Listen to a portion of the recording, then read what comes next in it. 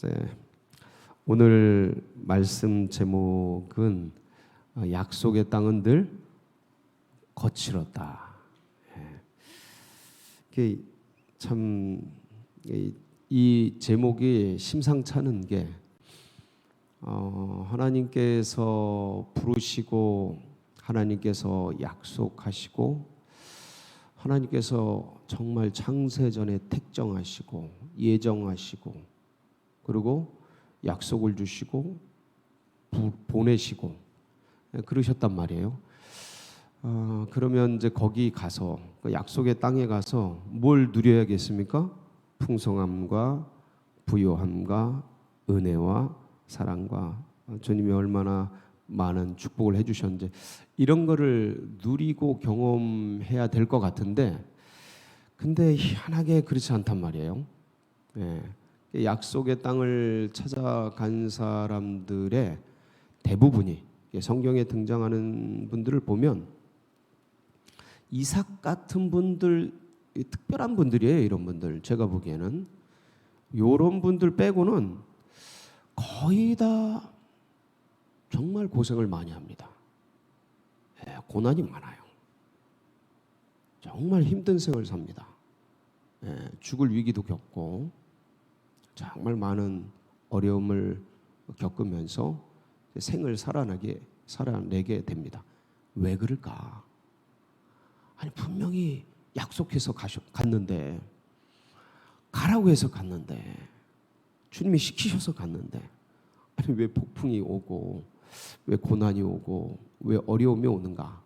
오늘 이제 그 부분을 우리가 같이 좀 점검을 해보고 그래서 이제 우리에게 당면에 있는 이 약속의 땅의 그 거친 것들을 어떻게 제거하고 우리는 이 일을 통해서 하나님의 어떠함을 또 알고 그리고 멈추지 않고 또 전진해서 나아갈까를 다시 한번 새기면서 고민하면서 또 힘차게 하루를 시작하는 복된 시간이 되시기를 축복합니다.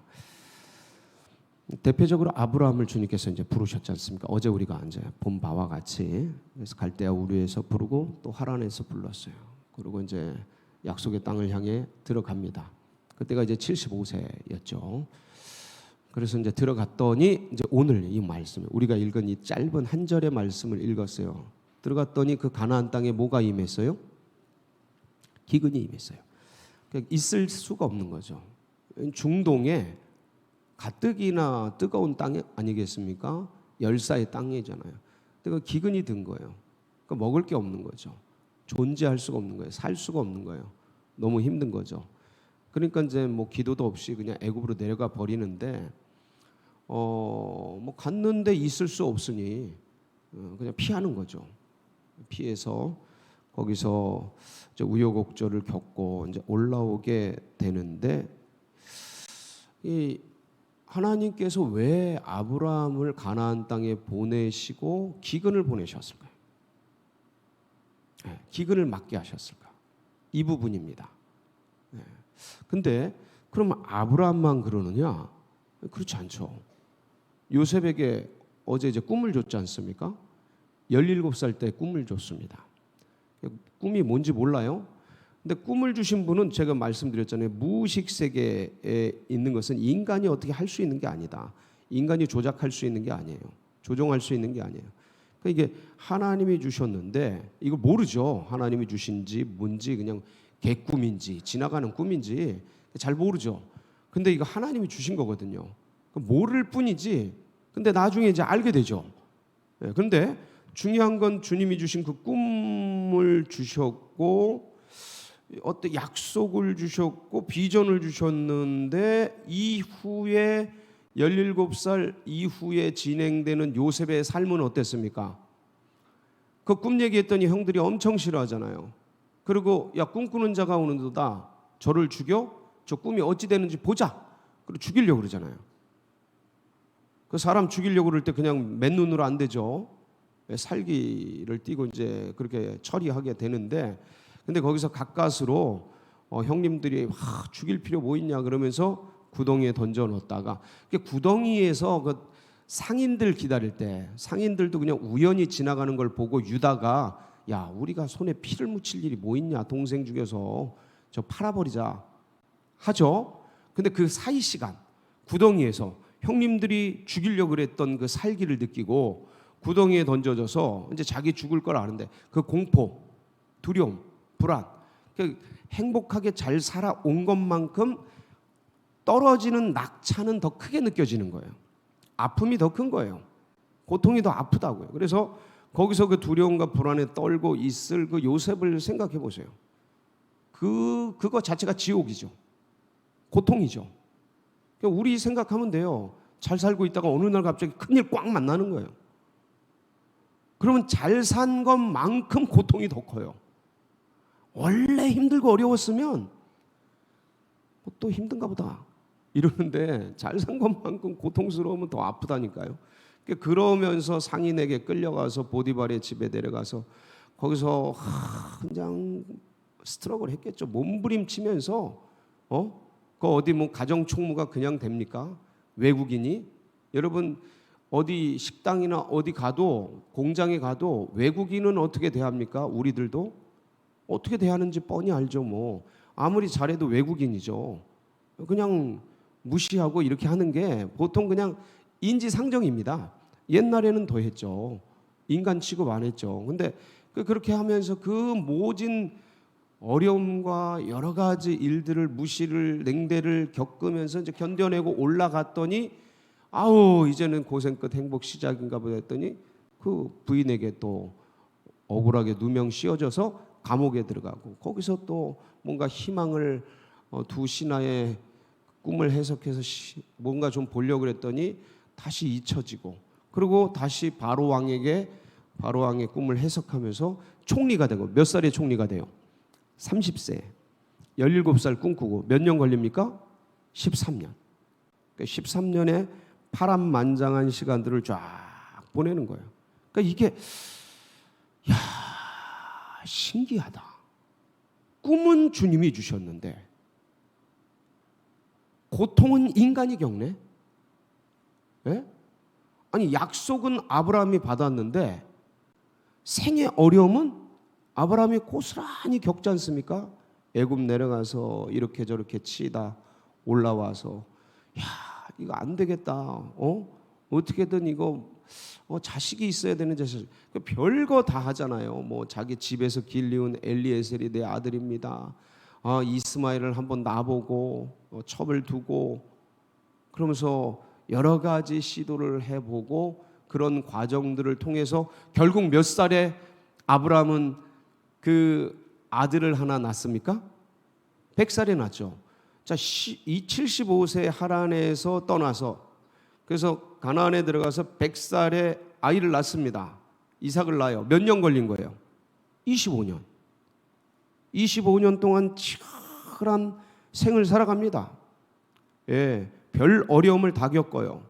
여기 갔다 저기 갔다 헤브론으로 갔다 브엘세바로 갔다 여기저기 옮겨가고 고산지대를 전전하는 거거든요. 왜냐하면 이게 존중은 받고 그랬지만 자기 땅이 아니거든요. 외국인이거든요. 외국인의 삶은 늘 이래요. 지금이야 지금 뭐 외국에서 와도 여러 뭐 민족이 들어와도 굉장히 좀 관대하게 대하는 그런 시대가 됐고 그렇지만 전에는 외국인은 늘 외국인이에요. 아무리 잘 살아도 외국인이라고요. 손가락질 당하고 뛰어나고 훌륭해도 쟤는 외국인이야 이렇게 취급되던 시대이기 때문에 어떻게 할 수가 없었죠. 이게 뭐 아브라함, 그다음에 요셉, 여러분 다윗 왕이 될 때까지 시간이 꽤 오랜 세월 흐릅니다.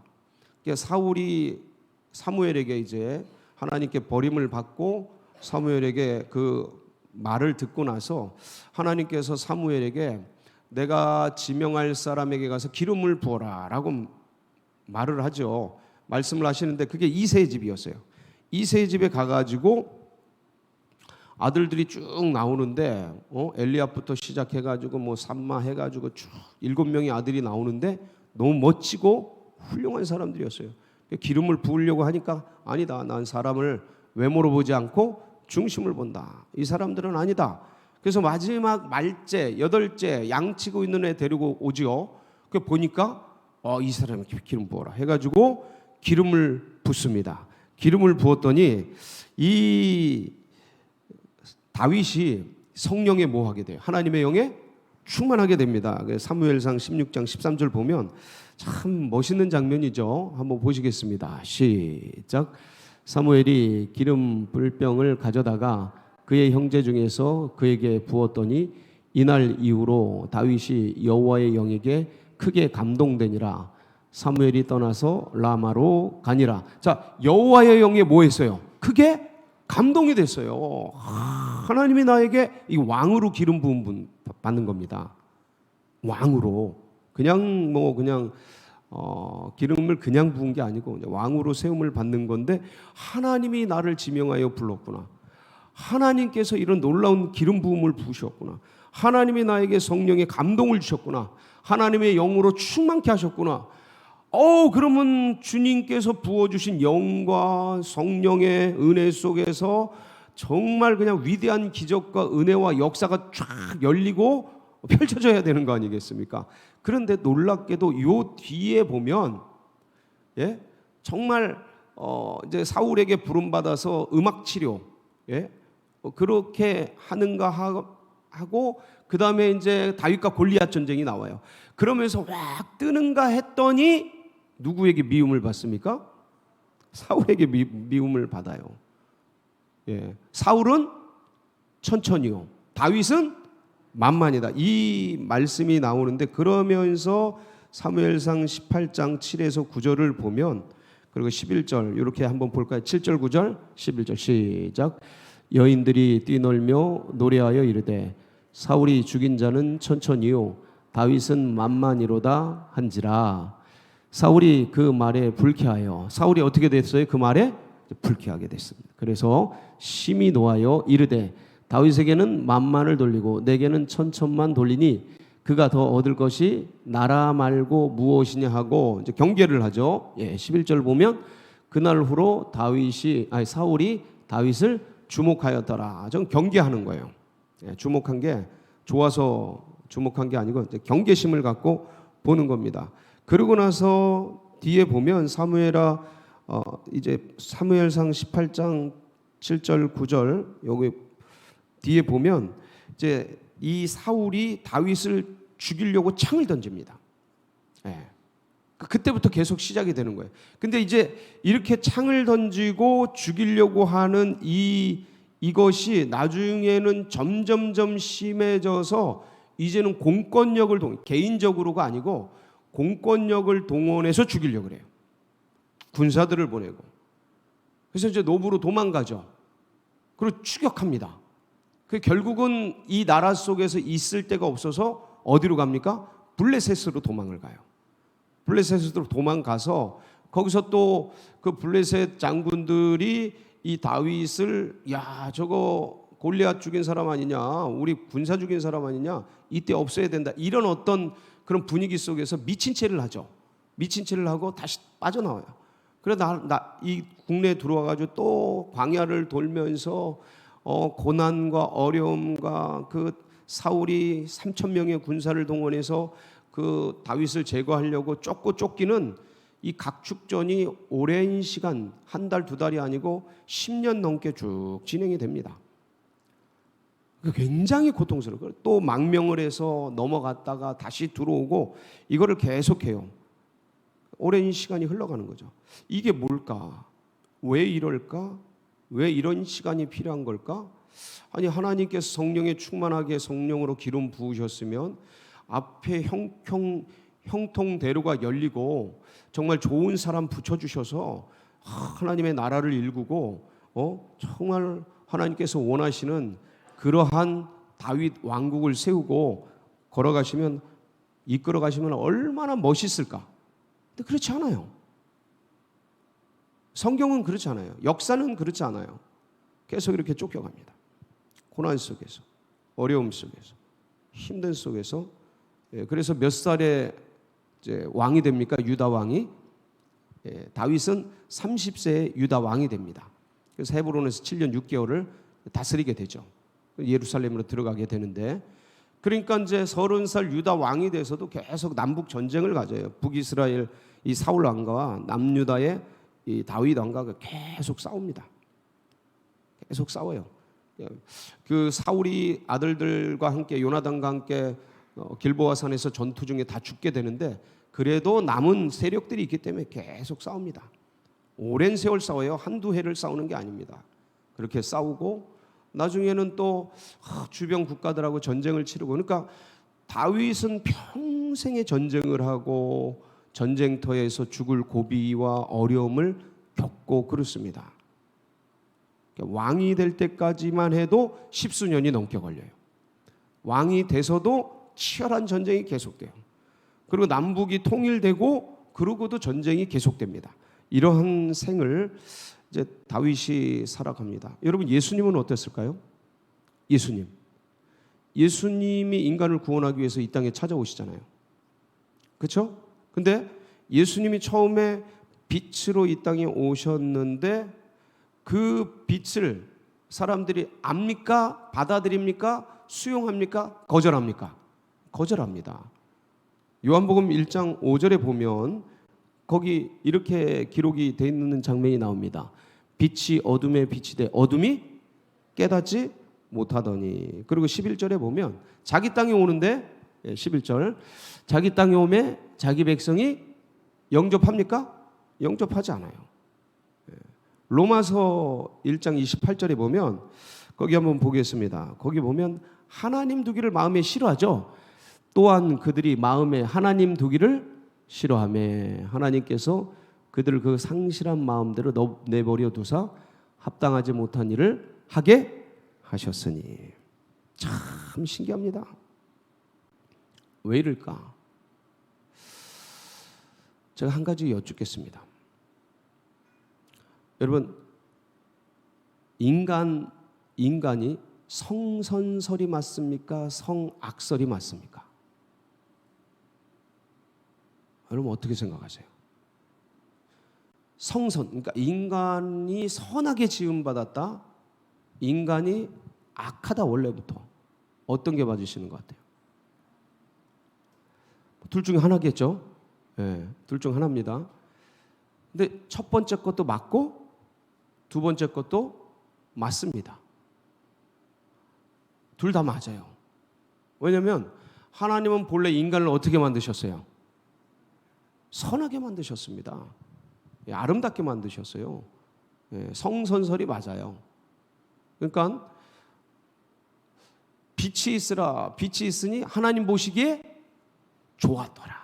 토부입니다. 하나님 창조 질서, 하나님의 뜻, 하나님의 계획에 맞았다 이 소리예요. 토부가 좋았더라가 이게.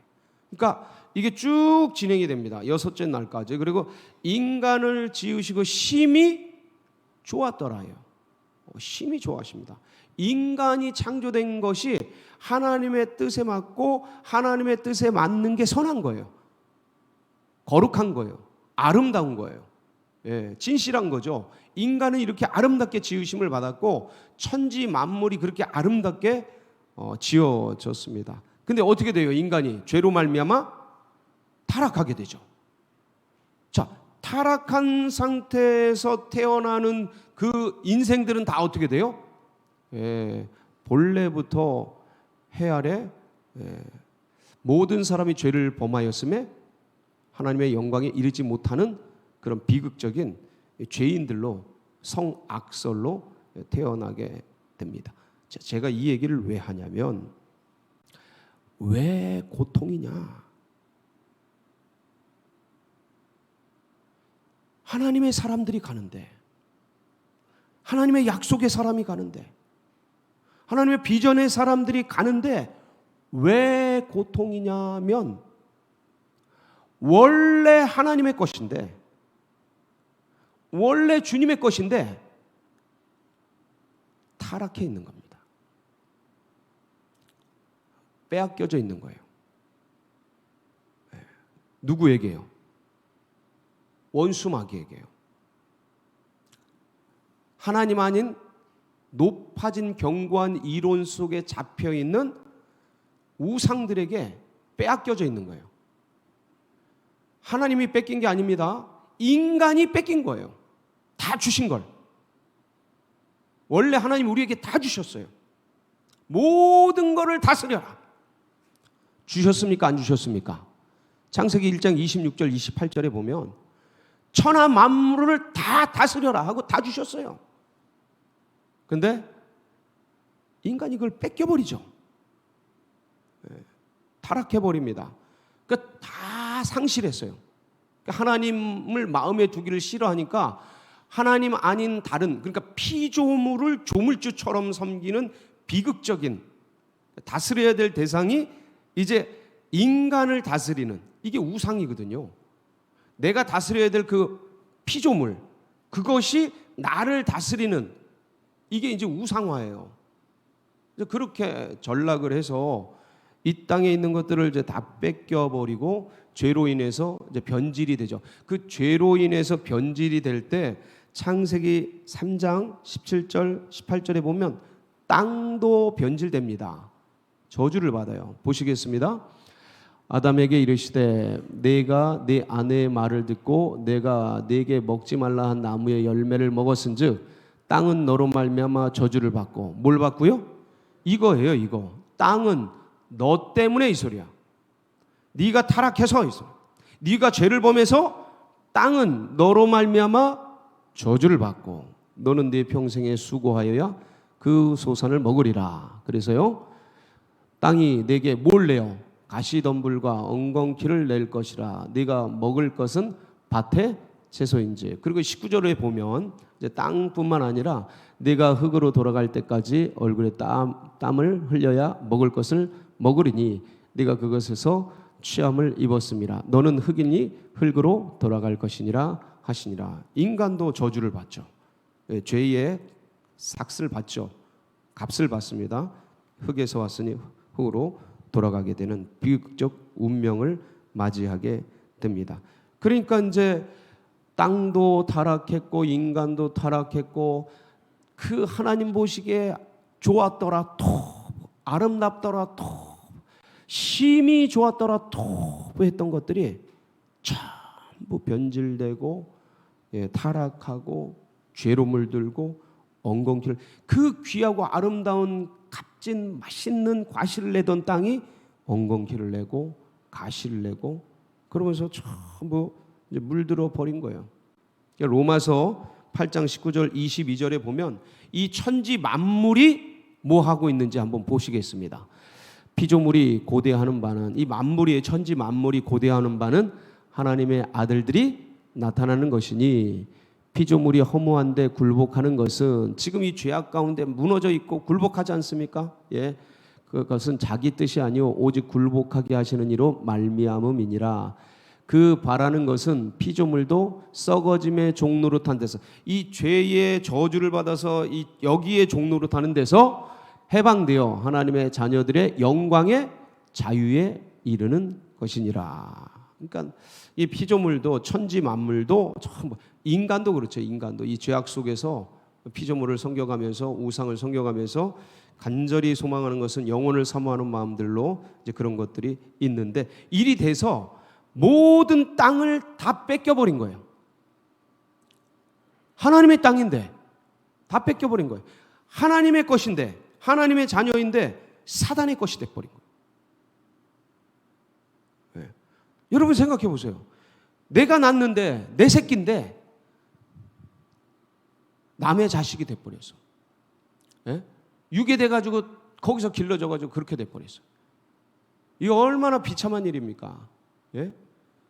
그러니까 이제 이런 세상이 됐고 이런 세계가 됐고 이런 배후 세력 원수 마귀가 이런 세계를 꽉 견고한 진으로 높아진 생각들로 하나님을 대적하여서 나온 그런 모든 이론들로 이 세계를 장악하고 있는 거예요. 근데 거기서 하나님께서 그 땅에서, 그런 정신세계 속에서, 그런 우주 속에서 하나님이 그 사람을 불러내는 거예요. 우상을 섬기는 아브라함을 하나님이 훅 하고 마음을 주셔서 그 사람을 불러내는 거예요. 그리고 마음에 감동 감화를 주셔서 하나님의 뜻이 뭔지 알게 하셔서, 여러분 이거 계시는 그냥 이루어지지 않아요. 하나님의 나라의 영의 세계에 이 놀라운 게 그냥 보이질 않습니다. 천지 만물이 99.99999 아니 100% 완전히 타락해 있는데, 의식도 타락해 있는데 하나님 아는 것을 거부하면서 우상을 섬기는 그런 존재로 전락해 버렸는데, 죄 때문에 어떻게 하나님을 압니까? 불가능해요. 하나님이 계시해 주셔야, 열어주셔야 아는 거예요. 인간은 스스로. 그래서 믿음도 선물이라 그러지 않습니까? 내가 믿는데 선물이라 그러지 않습니까? 그게 왜 그러냐면 논리적으로 우리는 믿을 수가 없어요. 전적으로 부패했기 때문에. 하나님이 그걸 열어주시는 거예요. 그걸 왜 열어주셔요? 긍휼히 여겨주셔서, 불쌍히 여겨주셔서. 그래서 그 마음을 주시는 거예요. 하나님의 마음이 어떤지, 이 잃어버린 땅을 향한 하나님의 마음이 어떤지, 그 백성을 향한 하나님의 마음이 어떤지, 그 땅을 향한 하나님의 마음이 어떤지를 보여주시는 거예요. 그 가나안 땅을 회복해라, 거기 가라. 근데 그 땅은 누구 땅이에요? 원래 하나님 땅인데 지금은 7 족속이 차지하고 있지 않습니까? 타락해 있잖아요. 그럼 거기 가면, 아니 원래 약속 주셨고 비전 주셨고 하나님이 보내셨기 때문에 평화와 위로와 격려와 풍성과 은혜와 축복이 넘쳐야 되는데, 지금 나를 보내시는 것은 그 땅을 차지하라고, 전쟁하라고, 영적 전쟁하라고, 진짜 전쟁하라고, 빼앗긴 들의 봄이 오게 하라고 나를 보내신 거거든요. 그러니까 특수군이지, 특수군. 네? 적진에 들어간 특수군이에요. 그러니 거기에 뭐밖에 없어요? 치열한 것밖에 없습니다. 치열한 것밖에 없어요. 근데 그걸 모르는 거예요. 누가 몰라요? 우리들이 모르는 거예요. 보세요. 그러니까 그래서 이 고난을 겪으면서 그 땅에 들어가서 고난 겪고 어려움 겪고, 하나님이 말씀하셨는데 왜 이렇게 어려워, 힘들어, 도망갔다가 하나님이 이거 된다 그랬는데 왜 안 돼? 엘리에셀 그냥 얘를 우리 후손으로 삼겠습니다. 아니다. 네 몸에서 날 자가 네 후손이다. 그리고 견디고 세월 가도 안 되고, 하나님 그냥 첩에게 들어가서 이스마엘 낳고, 그러면서 이것저것 별거 잔머리 써보고, 하나님이 말씀하셨는데 된다 그랬는데 안 되는 것 같기도 하고, 인간적인 방법도 써보고 별거 다 해보다가 나중에 뭐가 되는 거예요? 이 과정을 통해, 그러니까 빼앗긴 들에서, 빼앗긴 광야에서 치열한 삶을 살면서 깨닫는 게 뭐냐면 이 땅의 정체를 알게 되는 거예요. 그리고 자기 자신을 아는 거예요. 다시 한번 그 빼앗긴 땅에 들어가서 봄이 오게 하려고 하는 그 사명을 갖고 들어가서 거기서 치열하게 견뎌내고 싸워내고 하면서 뭐를 아냐면 그 땅의 정체를 아는 거예요. 배후 세력이 뭔지를 아는 거예요. 실존, 그 땅의 실존이 뭔지를 아는 거예요. 이렇게 무너져 있구나. 이렇게 원수마귀 사단이 장악하고 있구나. 세상 논리가 이렇게 강력하구나. 모르죠. 그 전에는. 이걸 당해보기 전에는 현실을, 현장의 그 치열함을, 얼마나 배후 세력들이 견고한 진과 높은 이론들로 철저하게 장악하고 있는지를 알아요? 몰라요? 몰라요. 여러분, 기독교인들이 생각보다 순진합니다. 저도 순진해요. 근데 뭘 통해서 빼앗긴 들에서 스트럭을 치열하게 견뎌내고 싸워내고, 요걸 통해서 세상을 아는 거예요. 자, 세상을 안다라는 것은 또 뭘 안다는 거예요? 나 자신을 알아가는 거예요. 분명히 사명받고 왔는데, 분명히 약속받고 왔는데, 나 하나님 믿는데 몸뚱이는 딴 데로 가요. 애굽으로 갑니다. 분명히 이게 이루어질 걸 믿고 있는데 세월이 흘러가고 시간이 가고 삶이 분주하고 바쁘고 하니까 하나님 말씀, 하나님 따라가기보다는 뭘 따라가요? 현실을 따라가는 나 자신을 보는 거예요. 내가 믿음이 얼마나 연약한지, 내가 이걸 할 수 있는 자격이 있는 사람이에요, 없는 사람이에요? 아무 능력이 없는 사람, 할 수 있는 게 없는 사람. 처음엔 다 할 것 같죠? 하나님 말씀하시면 다 할 것 같죠? 그 어디는 하늘나라 같고, 하나님 말씀이면 무조건 해야지. 근데 인간이 내가 얼마나 타락한 존재고 무능력한 존재고 어리석은 존재인지를 그 빼앗긴 땅에서 몸부림치면서 원수마귀 사단이 짜놓은 세계, 이 세계의 정체를 알아가면서 내 자신의 그 깊은 불신과 뿌리 깊은 죄성의 본색이 뭔지를 배워가면서 나로 되는 게 아니고 뭐로 된다?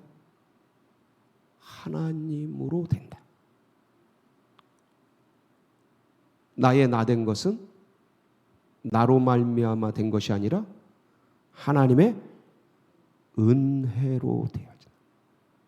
사람이 떡으로 사는 것이 아니라 신명기 8장 2절 3절 광야를 돌게 하신 이유는 같이 읽습니다. 시작. 네 하나님 여호와께서 이 40년 동안에 내게 광야길을 걷게 하신 것을 기억하라. 이는 너를 낮추시며 너를 시험하사 네 마음이 어떠한지 그 명령을 지키는지 지키지 않는지 알려 하심이라.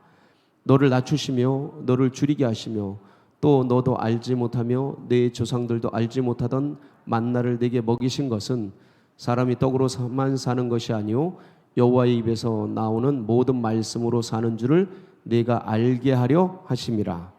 알게 하려고, 하나님의 말씀을 붙드는 게 어떤 건지를 알게 하려고. 알죠? 하나님 전능하신 거 안단 말이죠. 근데 이 아는 건 표피적으로 아는 거예요. 이 믿음이 얕은 믿음이에요.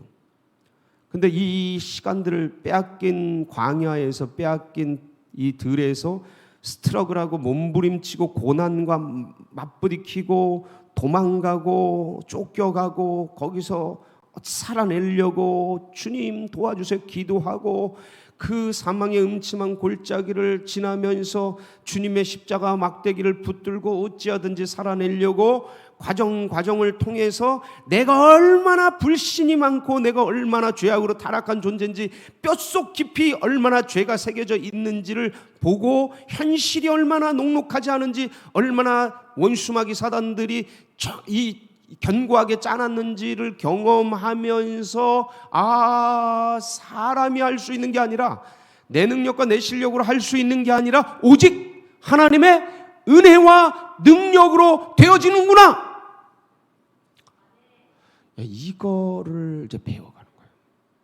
이거를. 그래서 포기하면 안 되는 거예요. 저희가 2006년에 4월 26일 날 둔촌동 2321편 106의 1번지를 샀지 않습니까? 16년 세월 지났어요. 이제 좀 있으면 17년 됩니다. 그때 비전과 꿈을 갖고 샀어요. 원로 목사님과 당회원분들이 다음 세대와 선교에 대한 세계적인 비전을 가지고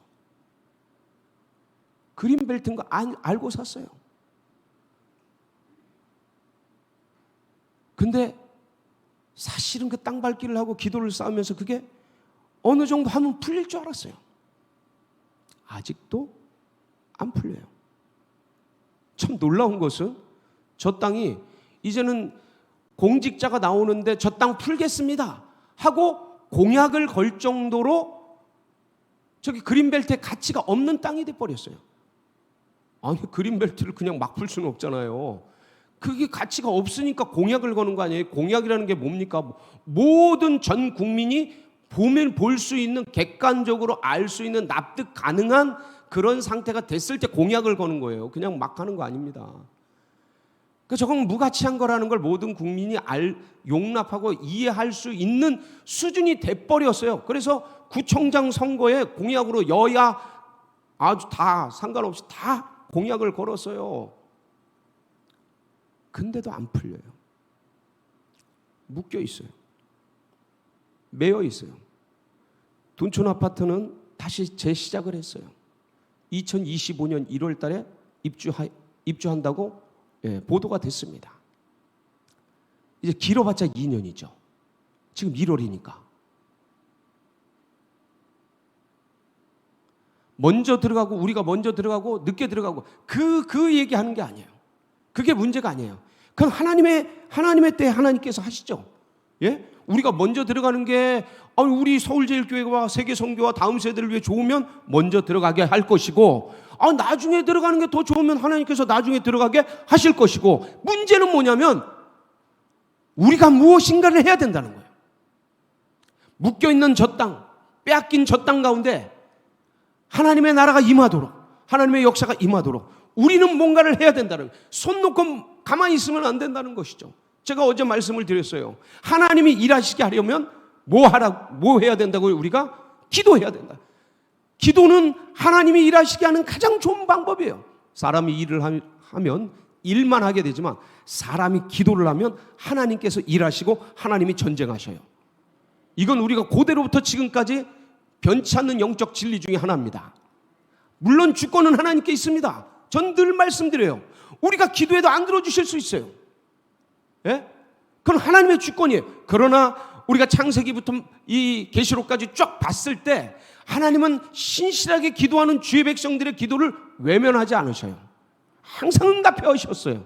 왜냐하면 우리 아버지, 우리 어머니, 인간들도 자녀들이 아빠 이거 좀 도와줘, 엄마 이거 힘들어, 먼저 나서서 도와줘요. 이거 어디서 배웠어요? 주님께 배운 겁니다.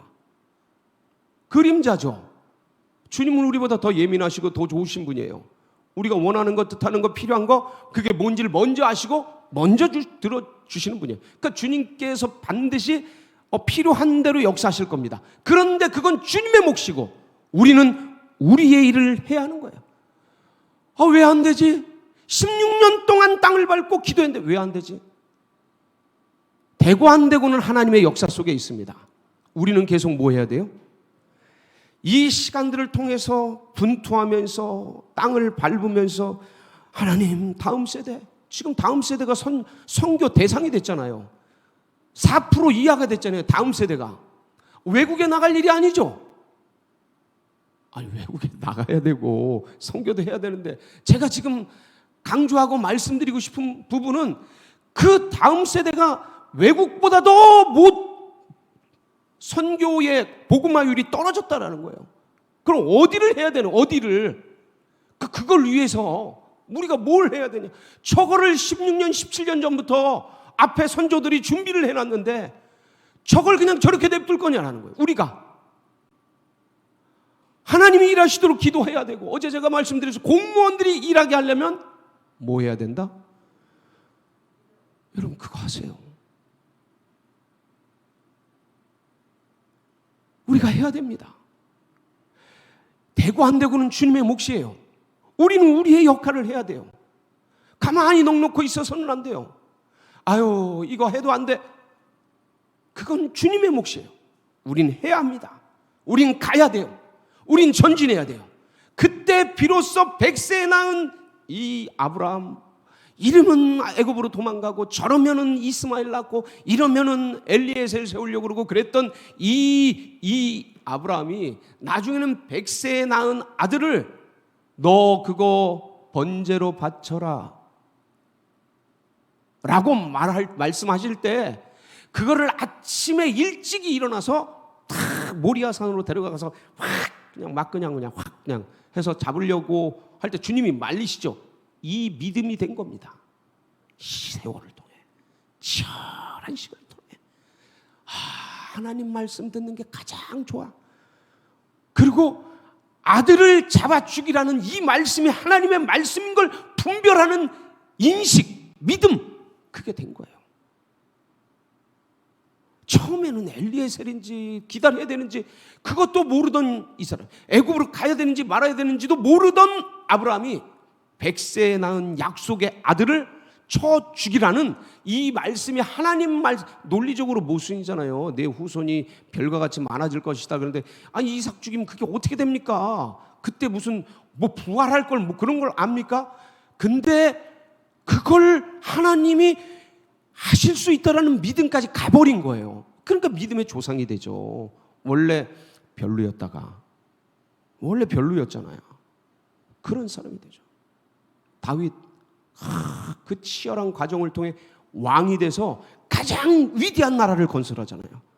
어린 목동 양이나 칠 줄 알았던 사람이 그 십수년의 수많은 피비린내 나는 그 쫓고 쫓기는 과정을 통해서 전략 전술을 배우고 전투를 배우고 그러면서 위대한 왕국을 세우는 진짜 다윗 왕국을 세우는 그런 사람이 되지 않습니까? 요셉도 그 피비린내 나는 시간들을 통해서 한 제국을 통치하는 어마무시한 능력자가 되지 않습니까? 그래서 우리는 이 과정을 통해서 다시 빼앗긴 뜰에 하나님께서 봄이 오도록 간구하고 기도하고 우리가 할 수 있는 일들 해 나갈 때 하나님께서 놀라운 하나님의 때에 그 역사를 이루어 주실 줄 믿습니다. 여러분 이 사명을 통해서 중동 땅이 주님의 땅으로 돌아오고 아시아의 불교권이 주님께로 돌아오고 이슬람의 아프리카권이 돌아오고 그리고 저 땅도 주님의 땅으로 돌아오고 하나님의 나라가 건설되고 하나님의 역사는 계속해서 펼쳐가질 것입니다. 이를 위해서 오늘도 우리 성도님들 합심해서 기도하시고 함께 달려가는 복된 날이 되시길 축복합니다. 같이 기도하시겠습니다. 합심해서 기도하실 때 하나님 원래들 약속의 땅이 거칠었습니다. 그 거친 땅에서 사람이 어떻게 살아가는지 사람이 떡으로 사는 것이 아니고 세상 것으로 물질로 사는 것이 아니고 하나님 말씀으로 하나님 붙들고 사는 것을 배우게 하시고 익히게 하시는데 하나님 이 땅도 하나님의 때에 하나님의 역사 속에 풀어주실 줄 믿고 우리 기도하며 달려가길 소망합니다. 주님께서 역사해 주시옵소서. 사모하는 마음을 가지고 우리 주여 부르짖고 다 같이 기도하며 나갑니다. 부르짖습니다. 주여